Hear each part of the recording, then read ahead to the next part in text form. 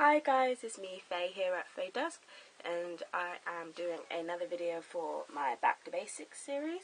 And in this video I'm going to be talking about the 5 basics that I believe that you need to practice your craft and your path and your magic effectively and positively. So the first one, and by far the most important one, that any of the other steps or anything else would not work 100% without this step, and is that the magic and the power is in you, and you are the number one and most important element or factor for being able to practice magic and the craft effectively. So if it's just basically you, like, you can have the most elaborate and expensive tools in the world, you can buy spells and have a million books, but if you don't have you, and you don't have your intent, and you don't have your vibration and your, like, vibe or whatever, like, they just aren't going to work, period. So, remembering you, number one, is you are the most important, or I should point it that way because I'm pointing at me, but you are the most important. The second one is a Book of Shadows. I know I always go on about a Book of Shadows, but I feel, and a lot of witches and Wiccans and whatnot will disagree with me, but I personally feel that you can't practice properly without a Book of Shadows. And I'm not saying you need your Book of Shadows and that you need to refer to it every time you want to do a spell or whatever. But I'm saying it in more of a sense for, like, recording, like, your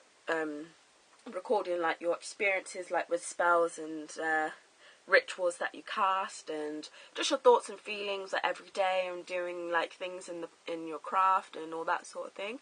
So I would definitely 100% say that having some sort of Book of Shadows, I'm not saying you have to have a big, massive, elaborate tome like in Charmed or something like that, even though it's really pretty, and if you can have that, I am well jealous of you. But no, yeah, so definitely, even if it's just like a basic notepad, anything, just to record your thoughts and feelings, and yeah, and when you do a spell or a ritual or anything, or any sort of magic work, just to sort of, like, record what you did and stuff like that. More so you can sort of, like, look back on it and see what worked for you and what didn't, and plus also if it did work really well and you want to replicate and do something like that again in the future, like, how annoying would it be if you couldn't remember what you did, if you couldn't remember what herbs you used, or candles you used, or when you did it, where you did it, what you said, or whatever. That would, like, be so irritating. That would blatantly happen to me. I'd be doing, like, the best ritual in the world, and it would go amazing, and then I just wouldn't remember how I did it, and I'd be devastated. So yeah, so for record-keeping purposes as well, I would definitely say yes.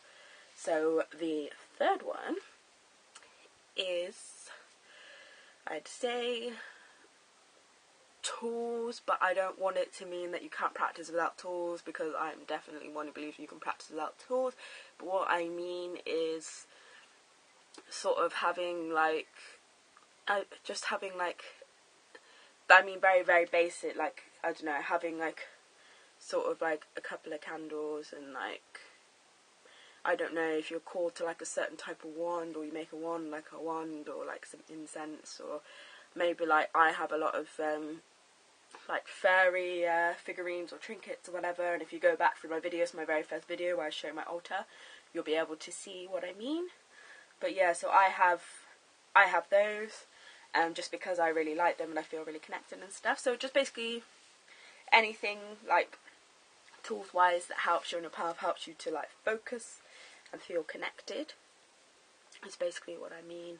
And I should have put tools at 4, really, because I was just thinking about it. I was like, so basically tools should be 4.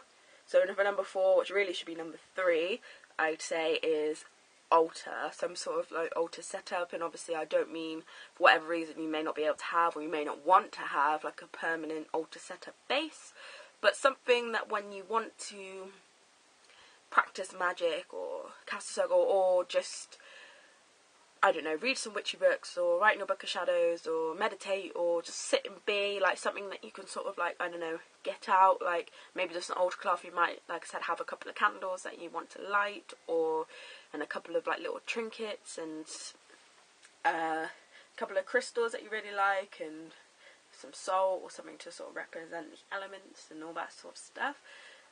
So yeah, I would personally definitely say that having some sort of like altar, like, and I use the term very loosely, would be, I'd say would be very beneficial. So yeah, and also as well, it just helps, I feel personally, because I have my altar on my shelf above my bed, and obviously mine's a permanent altar, and it just, like, I'm looking at it now, and I just feel like, I feel so sort of like positive and happy when I look at it, and it has such a nice vibe. And again, like my Book of Shadows, my altar is like an extension of me, and it's grown as I've grown, and I just feel it's like, it personally helps my path or my practice. It makes me feel really, really positive. So yes, so definitely altar. And the last one, I don't know, the last one is really hard. I don't know what to say. I've got a few different things. I'll probably say books, personally. I have a very big collection of witchy books. I know I've shown a few different ones in different videos, but literally, just looking around now, and this is off the top of my head, I can't even see all of them. And looking ahead, so I got some on my shelf. I reckon I must have about 50 books easily just on Wicca and witchcraft. This is without all my other novels and stuff. So I have a good 150, 200 books in this room easily. So as you can tell, I'm obsessed with books. But no, I have a very big book collection, which I love books anyway, and I've personally built up over the years, and they just make me feel so happy.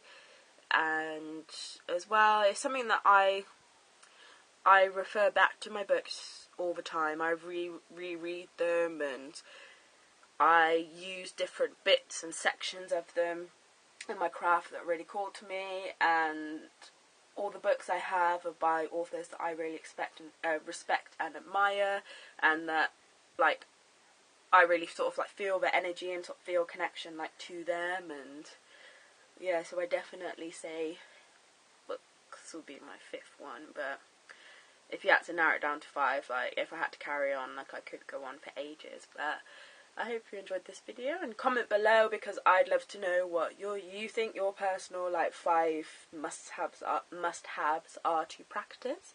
I mean, they might be different to mine, so I would love to I'd love to know what yours are. So I hope you enjoyed my video, and I will see you very soon. Bless